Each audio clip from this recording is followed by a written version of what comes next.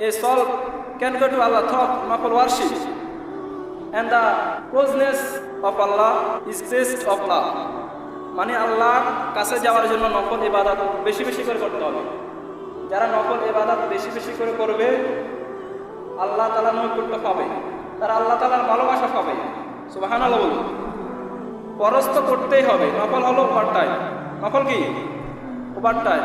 Overtime করলে যেভাবে বাড়তি টাকা পাওয়া যায় না, তদ্রূপভাবে আপনি ফরজ ইবাদত করার পর বেশি বেশি করে যখন নফল ইবাদত করবেন আল্লাহ তাআলার প্রিয় বাজন বান্দা হতে পারবেন। সুবহানাল্লাহ বলুন।